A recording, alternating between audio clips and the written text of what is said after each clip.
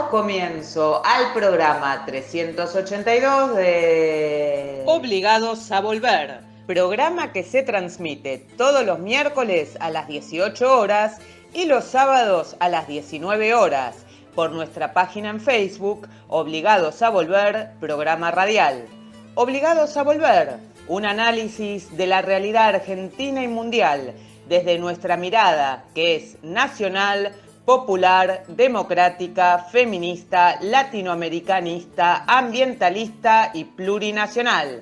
Obligados a volver porque, como dijo el general San Martín, cuando la patria está en peligro, todo está permitido excepto no defenderla. Recordando y reivindicando además nuestras consignas fundacionales: lealtad a Perón, Cristina Conducción. Dirección, Norberto Raful y consejo de columnistas y asesores. Locución, quien les habla, Irene Ring. En la operación técnica, Nicolás Rearte. A continuación, Norberto nos comentará, como suele hacerlo, el temario de nuestro programa de hoy. Buenas tardes, Norberto. Buenas tardes, Irene. Buenas tardes a todos, todas y todes los oyentes de Obligados a Volver.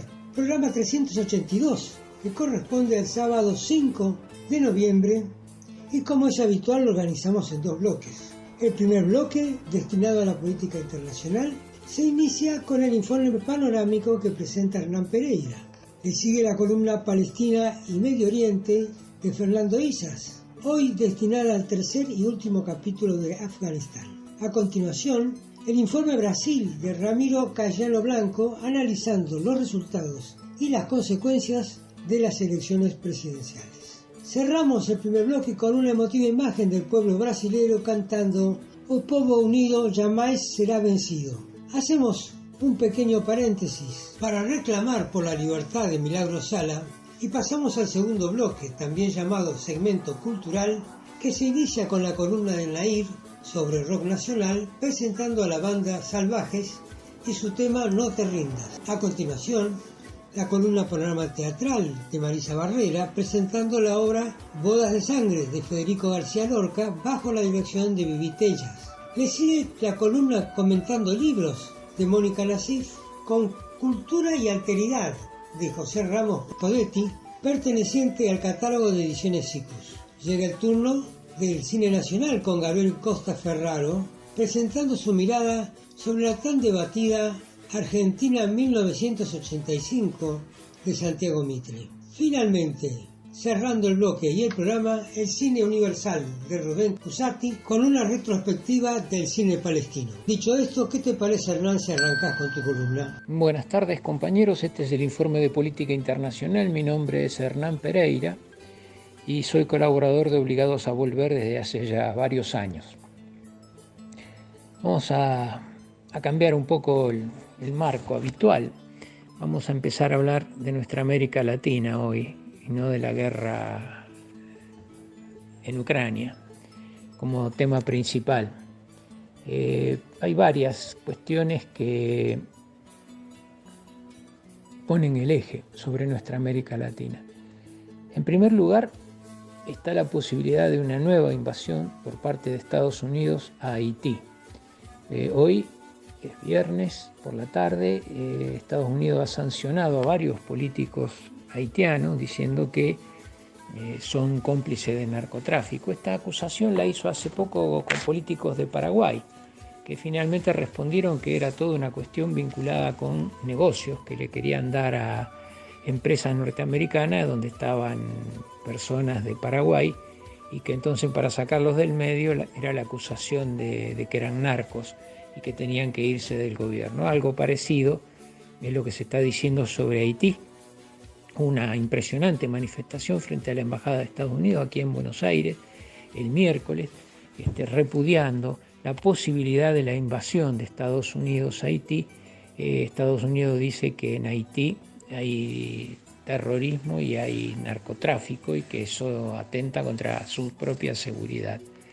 Hay realmente una situación de violencia debido a la pobreza, a la extrema pobreza, y a la situación de miseria en que viven los haitianos, no de ahora, sino ya desde hace varios años.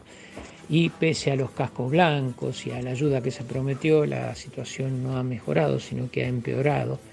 Los haitianos tienen el nivel de ingreso más bajo de América Latina y tienen un nivel de pobreza de más del 80% de su población.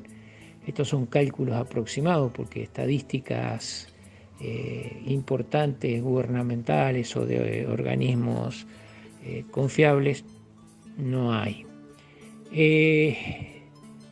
Habrá que seguir con lupa esta cuestión. Estados Unidos tuvo una derrota diplomática muy grande, 185 votos a favor del levantamiento de las sanciones y del bloqueo a Cuba en Naciones Unidas, 2 votos en contra y 2 abstenciones. Realmente un bochorno diplomático ya a esta altura.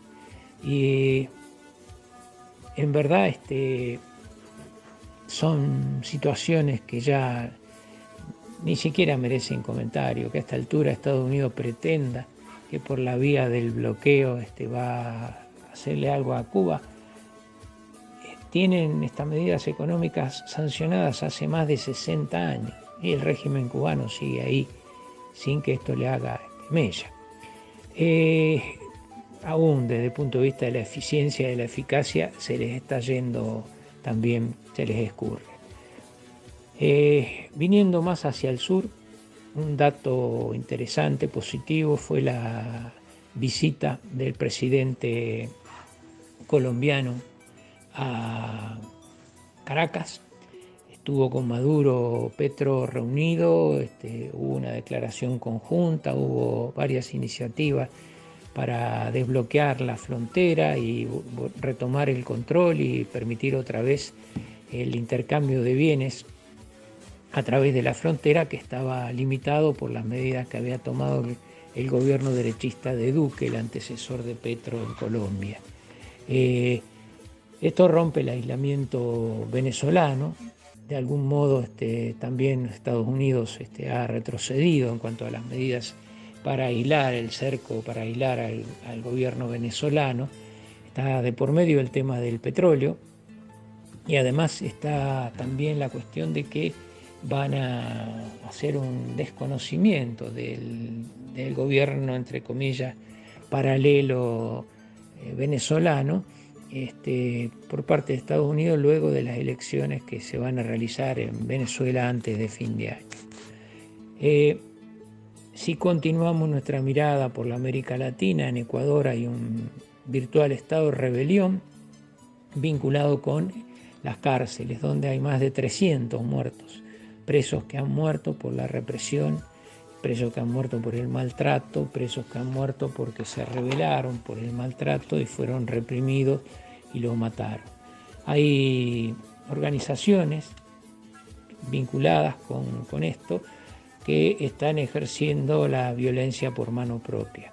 61 policías han sido asesinados en el último año en Ecuador.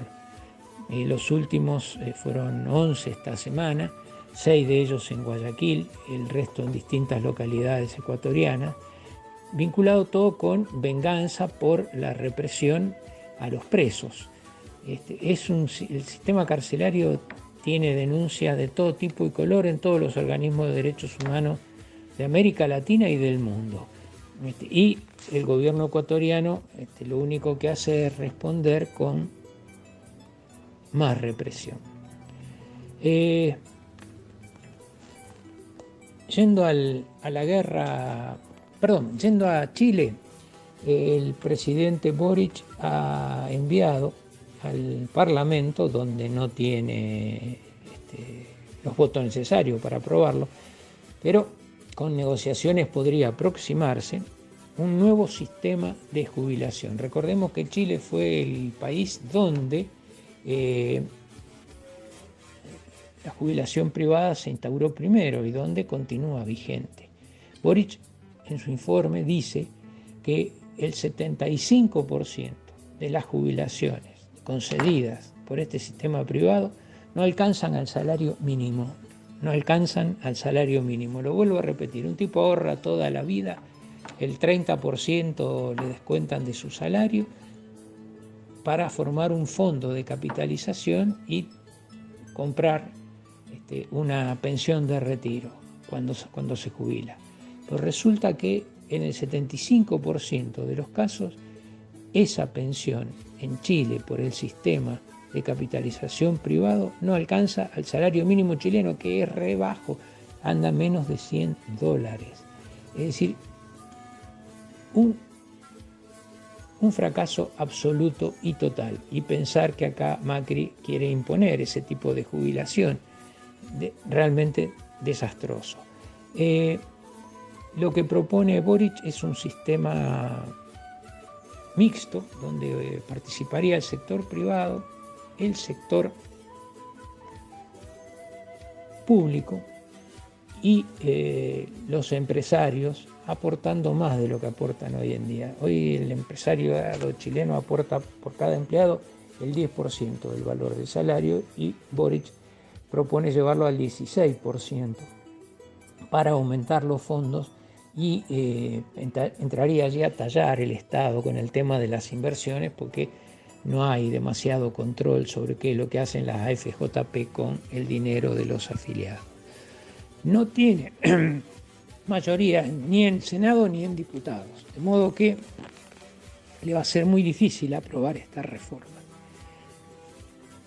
Yendo ahora a la guerra, el tema de Rusia y Ucrania, hay todo un preparativo militar por la ciudad de Gerson, una importante ciudad del sur de Ucrania que está en manos de Rusia. Es la ciudad de mayor número de habitantes tomada por Rusia en su ofensiva, y los ucranianos aparentemente se proponen una contraofensiva en la zona, y entonces los rusos han pedido a la población civil que se retire del lugar y están ayudando a llevarla a lugares más seguros. Hay acusaciones de ambos lados que felizmente no se han hecho realidad, de una bomba sucia que iban a lanzar desde el lado de Ucrania para acusar a los rusos. Es una bomba nuclear de poder reducido, pero bomba nuclear al fin. No, hasta ahora no pasó nada con eso. Y había una acusación de los ucranianos diciendo que los rusos iban a volar la represa que está cercana a Gerson y que eso iba a tener un efecto aún peor que una bomba atómica. Bueno, tampoco los rusos han realizado ese tipo de acción, de modo que las acusaciones de los dos lados hasta ahora felizmente no han tenido visos de realidad. Esa batalla puede decidir el curso de las acciones militares. Entre tanto, llegó el invierno, hay temperaturas bajo cero en toda la región, Polonia, Bielorrusia, Ucrania, el sur de Rusia, y esto también podría frenar las acciones militares y abrir un compás de espera hasta que el general Invierno emprenda la retirada. Para el informe de América Latina te agrego Bolivia. En Bolivia es curioso, es la nación del mundo con menor índice de inflación, 1,9% anual para el mes de septiembre, medido de septiembre del 21 a septiembre del 22, 1,9% anual. Los medios, por supuesto, no han dicho absolutamente nada de esto. Hace 12 días que hay una huelga en Santa Cruz, una huelga parcial, pero huelga al fin, encabezada por los dueños de camiones. Decíamos el sábado pasado que esto tiene un paralelo muy grande con la huelga de los empresarios camioneros en contra de Salvador Allende, allá por 1973, previo al golpe militar que entronizó a Pinochet en el poder. Esta huelga está liderada por el gobernador de Santa Cruz, Luis Fernando Camacho, pariente de aquel otro Camacho que encabezó el golpe contra Evo Morales. Hay enfrentamientos en Santa Cruz entre los sectores pro gobierno y los sectores de derecha antigobierno. Se está haciendo sentir sobre el abastecimiento de productos, sobre todo algún tipo de alimento, en la huelga, porque hay mucha ruta cortada y esto impide la normal llegada de camiones con los productos que la población necesita consumir. El presidente Arce ha denunciado todo esto como un intento de golpe y hay movilizaciones a favor de su gobierno. en la tarde del viernes se estaba realizando en La Paz una reunión para ver si podían destrabar el conflicto. El conflicto está centrado en la realización de un censo en Bolivia, en particular en Santa Cruz, que le daría a la región de Santa Cruz una mayor representación política en el Parlamento y en distintos niveles de gobierno que se rigen por la cantidad de habitantes que tiene sobre el total del país cada región. Y el gobierno postergó este censo para 2024, dice que por razones técnicas, pero los santacruceños de derecha insisten en que esto es una medida política para reducir su representación. De allí la huelga, pero parece ser que tiene algún otro costado bastante más político y tiene que ver con verdaderamente la intención de derrocar un gobierno popular.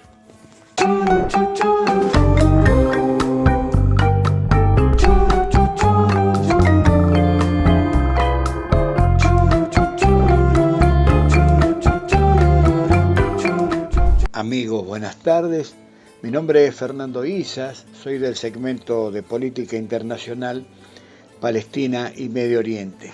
Hoy hacemos nuestra tercera y última entrega dedicada al Emirato de Afganistán. Decíamos en el último programa que íbamos a adentrarnos un poco en los motivos del largo conflicto en Afganistán. Y realmente, si bien son múltiples las causas de la guerra en ese país, la principal es la injerencia de los creadores, inventores de los grupos terroristas que asolan Medio Oriente. La intervención militar de Estados Unidos en Afganistán comenzó en octubre de 2001 con el objetivo de combatir a los terroristas de Al-Qaeda, responsables, dice los Estados Unidos, de los ataques del 11 de septiembre, y al régimen talibán que los había acogido. Sin duda alguna, siempre que observamos algunos de los diversos y múltiples escenarios de conflictos políticos, sociales, económicos, debemos primero pensar y preguntarnos a quién beneficia e inmediatamente después qué busca el imperio en cualquiera de sus variantes. ¿Qué buscaba por entonces Estados Unidos en Afganistán? El conflicto que se conoce también como la guerra afgano-estadounidense o la intervención estadounidense en Afganistán. Sus objetivos públicos eran desmantelar a Al-Qaeda, como decíamos, y negarle una base segura de operaciones en el país pastún al sacar a los talibanes del poder. Como siempre ocurre, la Operación Ciclón fue el nombre clave del programa de la Agencia Central de Inteligencia CIA estadounidense para reclutar a los fundamentalistas islámicos, luego conocidos como mujahidines, contra el gobierno de la República Democrática de Afganistán, que duró entre 1978 y 1992. Un gobierno impulsado por la ex Unión Soviética y con una fuerte injerencia en el país del Ejército Rojo, al menos durante los 10 años de la década de 1979 a 1989. Este es un poco el ADN del conflicto actual de Afganistán. Hoy este país atraviesa una crisis al borde de la hambruna y de la crisis humanitaria, valga la redundancia, y también de desplazamiento. Se estima que en el año 2021 más de 800.000 personas afganas fueron desplazadas dentro de su propio país. El 80% de ellas son mujeres, niñas y niños. La acción humanitaria es para Afganistán una asignatura pendiente por lo vulnerable a los desastres naturales y los provocados por el ser humano, desde las sequías y las inundaciones a los conflictos armados. La situación política actual de Afganistán establece de alguna manera la vigencia de la Constitución que data del 4 de enero del año 2004, establece que es una república islámica, independiente, unitaria e indivisible. La Constitución de 160 artículos establece un sistema presidencialista muy acusado, con un parlamento bicameral ante el que responden los ministros de manera individual. ¿Qué pasa y qué pasó en las últimas décadas con los tan mentados talibanes en Afganistán? Para muchos, otra arista más del imperialismo. Tras capturar Kabul el pasado 15 de agosto de 2021, las autoridades talibanes han impuesto severas restricciones a los derechos de las mujeres y las niñas, han suprimido los medios de comunicación y han detenido arbitrariamente, torturado y ejecutado sumariamente a críticos y supuestos detractores, entre otros abusos. En el último programa nos preguntábamos, para desarrollar en este tiempo, dónde gobernaban los talibanes, atentos a que hasta hace un año el poder estaba repartido entre el gobierno central, en Kabul, la capital, y muchas zonas que estaban bajo la tutela y el gobierno de los talibanes. Si bien el gobierno talibán que ha tomado Kabul es una confederación tribal de Hirzai y sus tribus aliadas, y son firmes en Afganistán y Pashtunistán, estrictamente a la norma cultural llamada Pastowali, y también de Hanafi, es decir, los tradicionalistas seguidores de la escuela de interpretación del imam Abu Hanifa. Después de la toma de Kabul, en agosto del año pasado, el país está bajo el gobierno talibán, con restricciones muy graves para todas las mujeres, decíamos en particular, cercenándole absolutamente sus derechos que les permita desarrollarse fuera de su ámbito familiar, la inserción social para desarrollar cualquier actividad laboral, profesional, de estudio e incluso hasta médicas. Los talibanes es un movimiento perteneciente o relativo a un movimiento integrista musulmán, surgido de una escuela coránica de origen pakistaní y desarrollado en Afganistán. Según la Academia Real Española, también se utiliza como un adjetivo de fanático o de intransigente. El gobierno de los Estados Unidos está saqueando en estos momentos activos que pertenecen legalmente a otro gobierno para recompensar a sus propios ciudadanos. Escribió en una columna en The Washington Post Daniel Drezner, profesor de Política Internacional en la Facultad de Derecho y Diplomacia de la Universidad de Tufts, y también afirma, si otro país hiciera esto, sería como un robo total, y esto hace que sea mucho más fácil para otras grandes potencias actuar de la manera imperial, añadió el profesor Daniel Westner.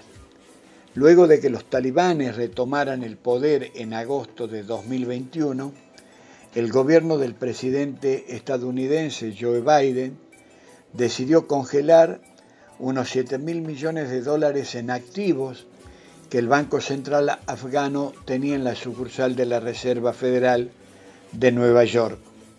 Otros 2.000 millones están en otros países. Se trata de más del 40% de las reservas de divisas fuertes de Afganistán e incluyen $500 millones en activos de otros bancos privados que la ley requiere que se depositen en el Banco Central afgano. El decomiso de fondos ha sido practicado con anterioridad con otros gobiernos, instituciones e individuos que Washington considera que han violado leyes, han sido corruptos o han participado en ataques contra los derechos humanos. Pero la crisis que ha vivido y vive Afganistán en el último año, una de las peores de su historia, ha llevado a numerosos expertos y organizaciones a pedirle a Biden que permita que el dinero de Afganistán regrese al país. Debemos seguir preguntándonos hasta cuándo los pueblos seguirán soportando las invasiones, la colonización por distintos medios, la limpieza étnica que se está tornando habitual para la OTAN y todos sus partícipes necesarios. Evidentemente, el objetivo que persigue Estados Unidos y la OTAN en su conjunto no solo son los fondos depositados en bancos de la Reserva Federal, sino también los recursos energéticos y las riquezas de los países y de los pueblos en donde se encontraren. Esto ha sido todo por hoy, amigos. Nos despedimos hasta el próximo programa y, como siempre, agradeciéndole a las compañeras y compañeros de Obligados a Volver. Gracias y buena semana.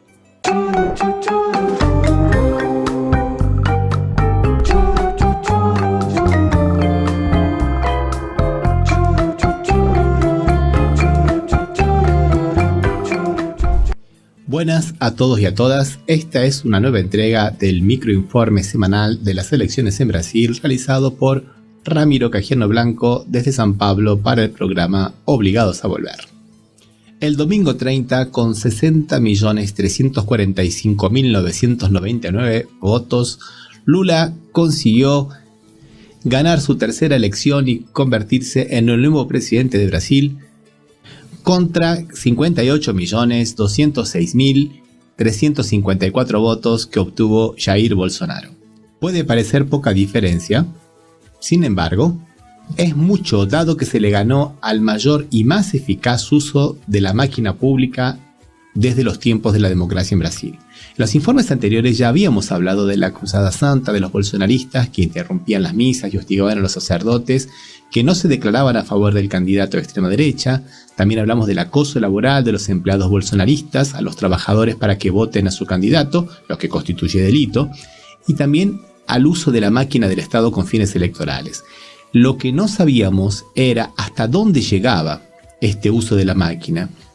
Y ocurre que el día de las elecciones, Bolsonaro tenía preparadas nuevas patrañas con las instituciones del Estado, los llamados operativos de la Policía Caminera Federal, la Policía Rodoviaria Federal en portugués, en la región del Nordeste para evitar que los electores voten a Lula.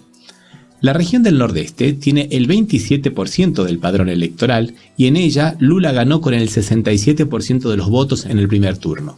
Hay relatos de personas que por vestir la camiseta de la selección o por tener una calcomanía de Bolsonaro pasaban sin ser retenidos, y otros de calcomanías de la campaña de Lula que eran arrancadas de los parabrisas y banderas decomisadas por los agentes de la Policía Caminera Federal. Fue tan exitoso este operativo colador, por llamarlo de alguna manera, que en algunos de los estados del Nordeste el índice de abstención fue 5% superior al de los estados del Sudeste, donde no hubo este tipo de operativos y por ser posiblemente la región que más votos le dio al candidato perdedor.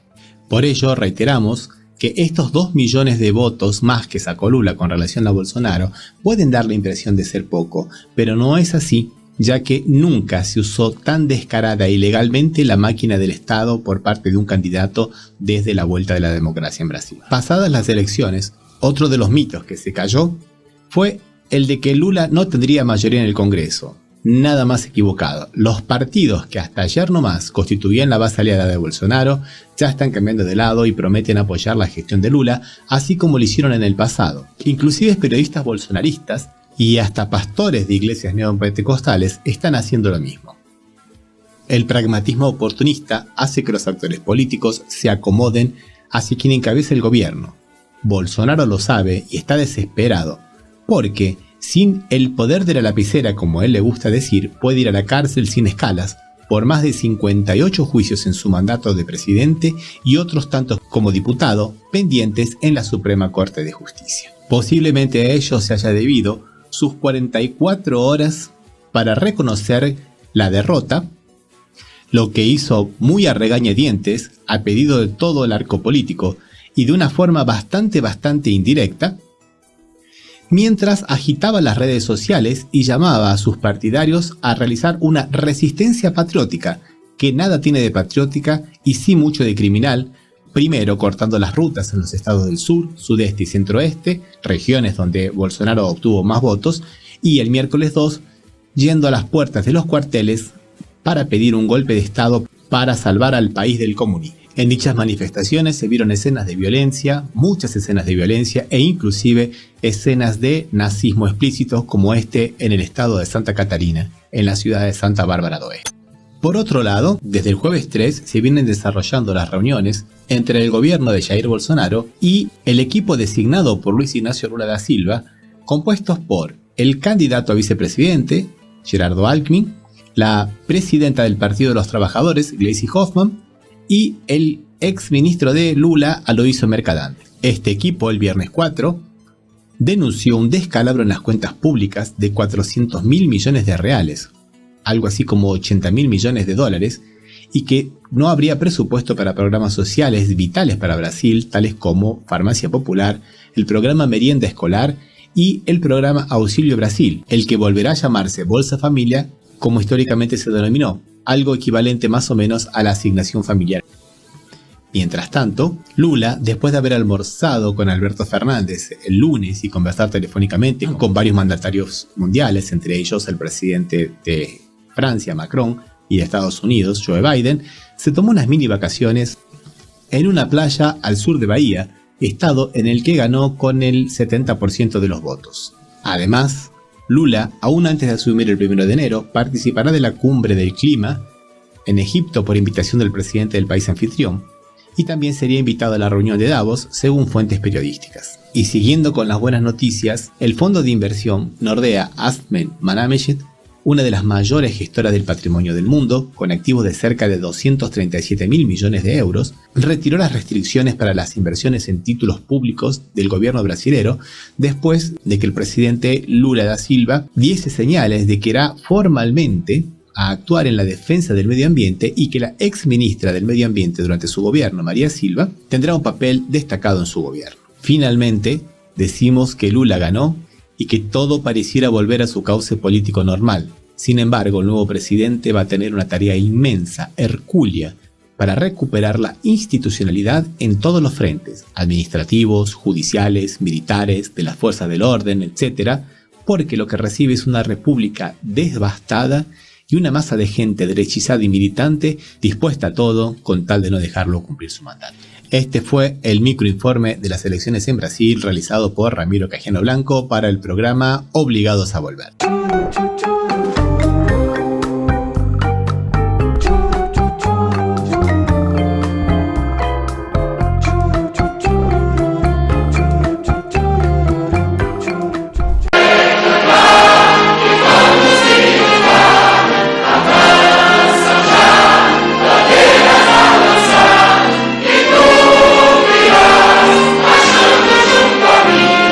Assim verás, eu canto pela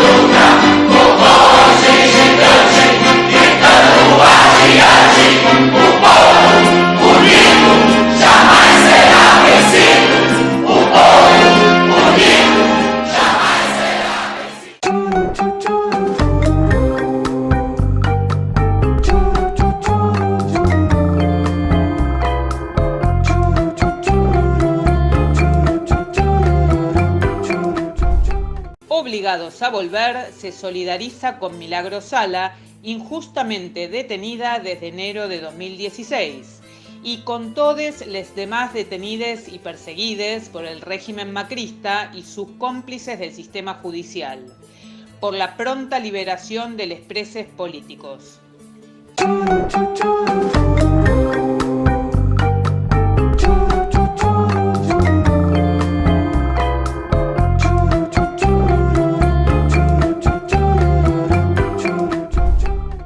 Hola amigas y amigos, soy Nair y esta es la columna de Rock Nacional para el programa Obligados a Volver.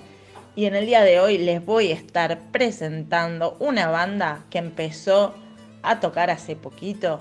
Se llama Salvaje y se presentaron el 22 de octubre junto al Tano Marcielo en el City Bar en Martínez en una fecha solidaria para los pueblos originarios de Misiones. El tema se llama No te rindas. Espero que les guste. Y esta canción va con ese mensaje para todos ustedes, que sigamos peleando por esta causa, ayudando. El tema es No te rindas.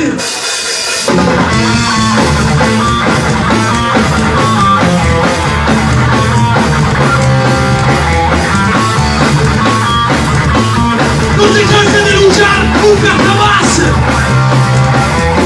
Y tus rivales quisieran jamás con su poder aún la tempestad esparcir una lágrima de los vencidos.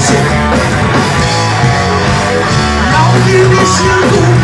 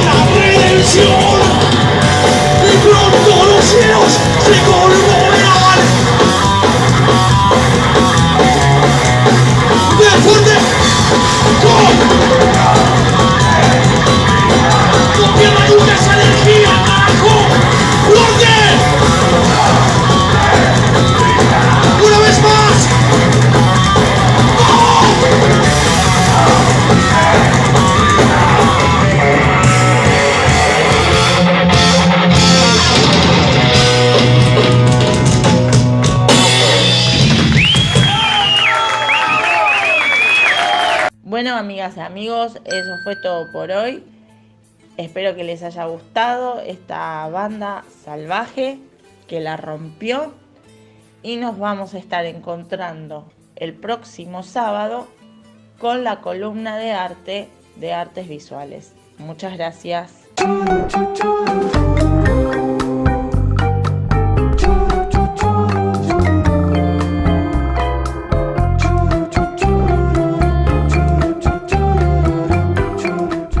Hola, mis queridos oyentes del programa Obligados a Volver.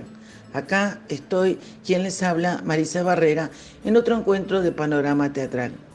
Antes de contarles de esta nueva obra que fui a ver, quería comentarles que el sábado vi en el programa Festival del Bien Público, en la televisión pública, la entrevista a la actriz Mariela Asensio. Como ustedes recordarán, les hablé de ella en la entrega pasada comentando la obra La Casa Oscura. Relató, entre muchos otros comentarios, que había ido a ver la obra la ministra de Salud, Carla Bisotti. Dijo que le había impactado e interpelado acerca del funcionamiento de las organizaciones de salud y en particular la salud mental. Lo digo porque es una obra diferente y a pesar de ello causa alta concientización en la sociedad y como decía la actriz Mariela Asensio, si puede mejorar la salud pública, qué mejor, que el arte sirva a la sociedad para mejorar. Bueno, pasemos a Lorca. Sí, queridos, a Federico García Lorca. Nuevamente se está poniendo en escena una de sus obras cumbres, Bodas de Sangre. ¿Qué decirles? Espectacular. Una apuesta sublime en el Complejo Teatral San Martín, en la Ciudad Autónoma de Buenos Aires. En esta oportunidad, en la Sala Martín Coronado. Nuevamente explotada. Y eso que era un jueves. Es cierto que los miércoles y jueves la entrada es mucho más económica, pero me sorprende gratamente que la gente vaya a las salas de teatro a ver buen arte, en cualquier día de la semana. En cuanto se abre el telón de la obra, ya descubrimos el dramatismo de la historia por la excelente puesta en escena, vestimenta de los actores y la escenografía plagada de reminiscencias españolas. Bodas de Sangre es una obra en transición, nada quedará en su lugar. ¿Quién puede decir qué es el amor? Venimos a este mundo a destrozarnos el corazón, a enamorarnos de la persona equivocada. La tragedia contemporánea sucede en medio de un festejo. El deseo es una forma de trance que no se detiene, que no tiene límites. Cuando las cosas llegan a los centros, no hay quien las arranque, dice Federico García Lorca en Bodas de Sangre. Lo inevitable pasará. Encontrarán a los amantes y habrá muerte. 2 hombres, 2 muertes, una madre desgarrada y una novia destrozada por su amor. Una verdadera joya del drama de la literatura española que se estrenó en 1933. Comienza con la brillante actuación de la actriz María Oneto, con su atuendo negro y su carácter lúgubre que nos remonta a la Armería, España, antigua. Y luego va creciendo la actuación y el desarrollo del amor dramático. Se la súper recomiendo por muchos motivos. Por la apuesta, el vestuario, la música. Excelente la cantora Nina Loureiro, que interviene en momentos decisivos encuadrando el dramatismo. Llenó la sala con su voz de copla española. También aplaudo la idea de poner en acción la diversidad de género, ya que la criada es interpretada por el actor Agustín Duarte y un leñador por Maruja Bustamante. Así es, mis queridos oyentes, la misma actriz de La Casa Oscura, obra que volvimos a recordar aquí al principio. Fue una grata sorpresa verla en escena realizando un papel totalmente distinto. Esta posibilidad me confirmó lo buena actriz que es. Su personificación de la luna fue magistral. La adaptación a cargo de Cecilia Pavón y Vivi Telas fue fiel a lo escrito por Lorca y se dividió en cuadros, escenas y actos. Cuando se abre el telón para dar paso al segundo acto, después de un intervalo de 10 minutos de receso, la escenografía móvil construye delante del espectador ese bosque nocturno, oscuro, de grandes árboles que auspicia la muerte. Queda creado, gracias a esta fascinante escenografía, este lugar paradisíaco y trágico, donde los amantes yacen bajo uno de los árboles luego de ir durante la boda. Buenísima actuación de la mendiga Florencia Vergalo y por supuesto de la novia, interpretado por la joven actriz Miranda de la Serna, hija de conocidos actores argentinos. ¿Cómo crecen los chicos? En fin, destaco la excelente dirección de Vivi Telas. Con su visión escénica logró impactar al público con este clásico español. No me convencieron los bailarines de flamenco Pablo Lugones y Eugenia Roses porque me parecieron sobreactuados. Le faltó esa esencia visceral que tiene el baile. Excelente obra, como les dije anteriormente, se la súper recomiendo por las actuaciones, la apuesta extraordinaria, por ser el teatro maravilloso argentino que tenemos. Bueno, mis queridos, como les digo siempre, vayan al teatro, que nos conecta, nos hace reflexionar y nos engrandece el alma. Hasta la próxima entrega, que estén bien. Chau, chau.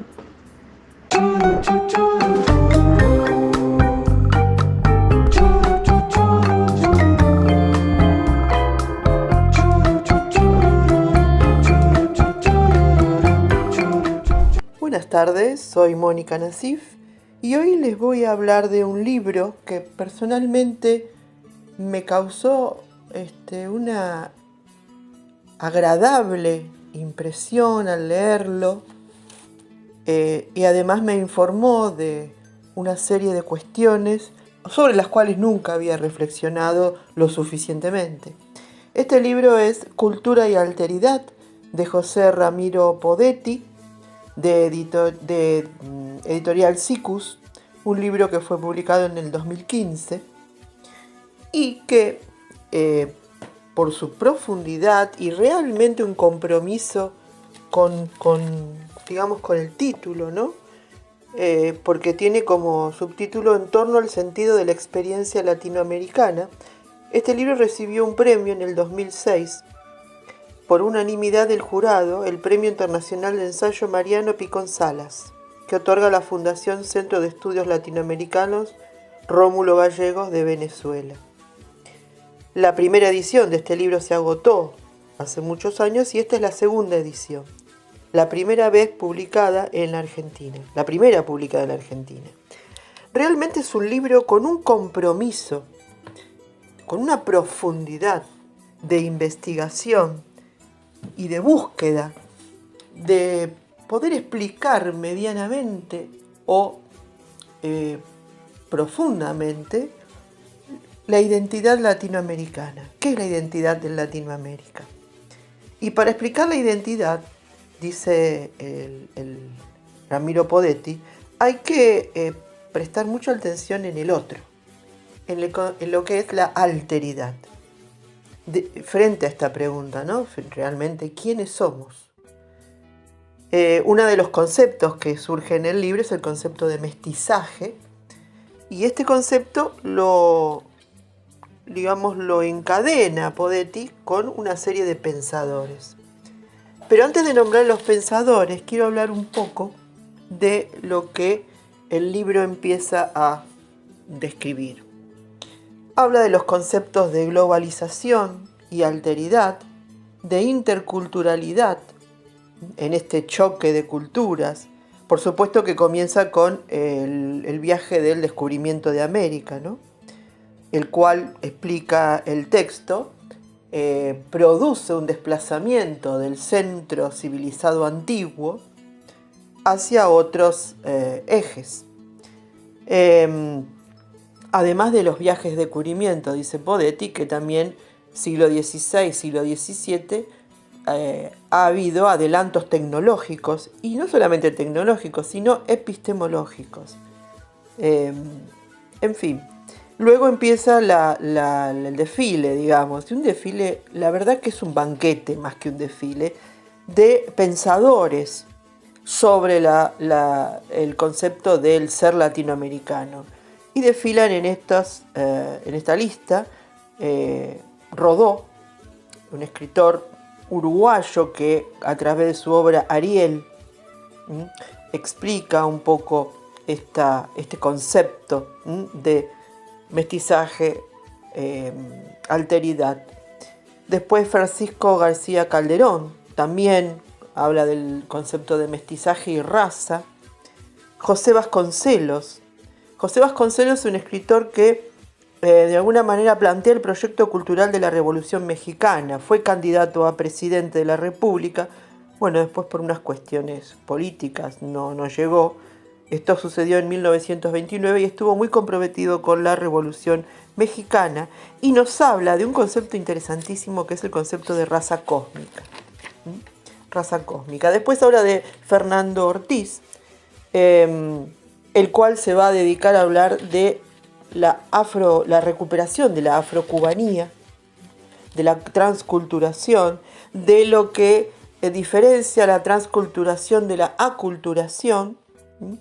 Y por último termina con Víctor Andrés Belaúnde, otro pensador que habla de la peruanidad, que la peruanidad en definitiva es la síntesis viviente de ese proceso de mestizaje, de fusión, de transculturación, como uno quiera llamarlo. Aconsejo y recomiendo este libro, que no por tomar distintos conceptos se hace engorroso, no, todo lo contrario. Su lectura es amena, realmente nos hará cuestionarnos y cuestionar la identidad de todo este continente. El libro parte de un discurso de un político actual, que es de Simón Bolívar, político actual porque realmente sus pensamientos todavía atraviesan, ¿no? El pensamiento político americano. Y es el discurso de Simón Bolívar, del 15 de febrero de 1819. Quiero terminar con esto que dice: no somos europeos, no somos indios, sino una especie media entre los aborígenes y los españoles. Tengamos presente que nuestro pueblo no es el europeo, que más bien es un compuesto de África y América, que una emanación de Europa. Es imposible asignar con propiedad a qué familia humana pertenecemos. El europeo se ha mezclado con el americano y con el africano. Este se ha mezclado con el indio y con el europeo. Nacidos todos del seno de una misma madre, nuestros padres difieren en origen y en sangre. Sin más que agregar, y para que vayan pensando un poco en todos estos conceptos, me despido de ustedes hasta el próximo encuentro. Vuelvo a recomendar el libro, recuerden, Cultura y Alteridad, de José Ramiro Podetti, una obra monumental para entender qué somos y quiénes somos. Lean, procuren leer, la lectura abre las cabezas. Hasta el próximo encuentro.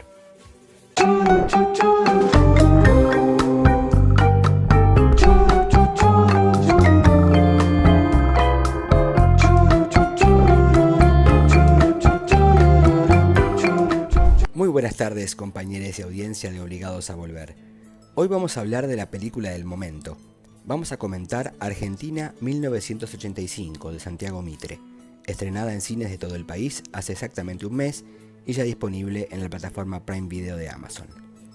Instalado como tema de debate en todas las mesas, todas las hojas, pantallas y altavoces de medios de comunicación, redes sociales y foros de opinión, el filme se centra en el histórico juicio de las juntas militares que gobernaron de facto entre 1976 y 1983 y cometieron los aberrantes crímenes de lesa humanidad que allí fueron ampliamente probados y condenados.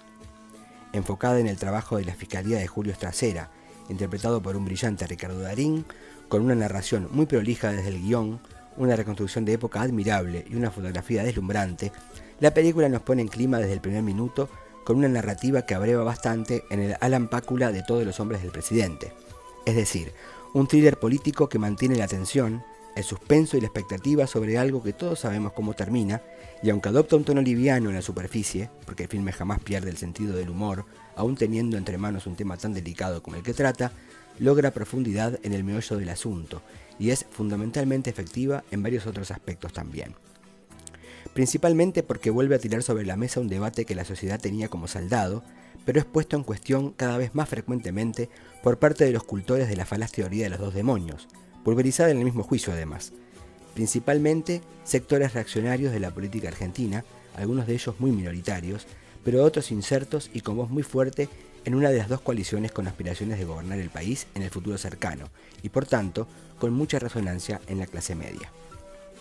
Más allá de los adjetivos que se han utilizado para describirla y de las omisiones que se le reclaman, que en la placa final se hable de las leyes de impunidad y no del indulto, por ejemplo, estamos ante una película importante, además, por su excelente factura técnica y por un elenco absolutamente a la altura. Está muy bien Peter Lanzani como Moreno Campo, Alejandra Flechner como Verónica Stracera, la esposa del fiscal, el pibe Santiago Armas como el hijo de Stracera, Carlos Portaluppi como el juez Arranián y Norman Brisky como el ruso, íntimo amigo y consejero del fiscal, con un par de grandes momentos en pantalla. La figura de Stracera, si bien absolutamente protagónica, no aparece representada con heroísmo, sin embargo. Una crítica bastante común que se hace al film es decir que se exagera y endiosa la figura del fiscal, que no se habla de su papel en los años de la dictadura, pero es una acusación infundada. Hay dos escenas puntuales que ponen en evidencia esa situación, una de ellas incluso en boca de las propias víctimas. Se muestra a un hombre que tuvo que empezar a hacer lo que hizo porque no le quedó otra. También, contrariamente a lo que se ha dicho por parte de algún eminente actor volcado a la política partidaria, queda constancia de la importancia de la CONADEP, aunque es cierto que no se habla de quienes la integraron o se negaron a integrarla, lo cual no forma parte del corpus argumental del film. Si se habla de todo, termina por no tener ningún punto, ninguna línea narrativa, se hace interminable e inabarcable. Son hechos históricos que no vienen de la nada. Tienen años de gestación, muchísimos participantes, varios de ellos anónimos y cuyas consecuencias seguimos viviendo.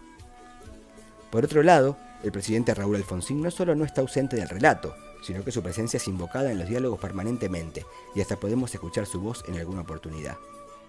El heroísmo queda reservado para la plantilla de jóvenes encabezados por Moreno Campo, que fueron los que se pusieron al hombro la recolección de pruebas y la toma de declaraciones de víctimas y testigos y no se achicaron, quizás por pura inconsciencia, ante la amenaza de un aparato represivo que aún no estaba desarticulado. El heroísmo queda para aquellos que dieron testimonio, para las madres, para una sociedad que una vez obligada a ver el horror a los ojos, no volteó la mirada y se hizo cargo.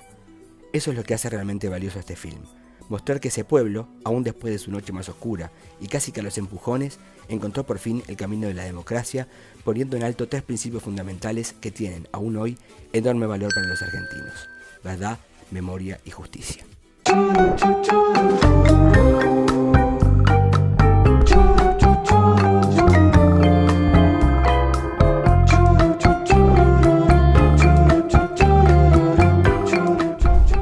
Se nos está terminando el programa. Agradecemos a nuestro operador Nicolás Rearte por su trabajo que nos permite salir al aire, a todos les oyentes por su atención, especialmente a los que ponen me gusta en nuestras páginas de Facebook. Antes de despedirnos, les recordamos que nuestro programa de radio, Obligados a Volver, se transmite todos los miércoles a las 18 horas y sábados a las 19 horas. Y tenemos una nueva propuesta, la entrevista, un buceo sobre los orígenes y actividades actuales de las personalidades destacadas los martes a las 21 horas. Este fue otro programa de Obligados a Volver, emitido desde nuestra página en Facebook, Obligados a Volver, programa radial. Volvimos, pero estamos obligados a seguir militando, porque la patria sigue estando en peligro, ya que la derecha reaccionaria conspira para derrocar a nuestro gobierno, que con sus aciertos y errores trata denodadamente de resolver las dificultades provocadas por las dos pandemias. Por eso continuaremos con nuestra tarea, siguiendo el legado del Libertador San Martín. Cuando la patria está en peligro, todo está permitido excepto no defenderla. Recordando y reivindicando nuestras consignas fundacionales. Lealtad a Perón, Cristina Conducción.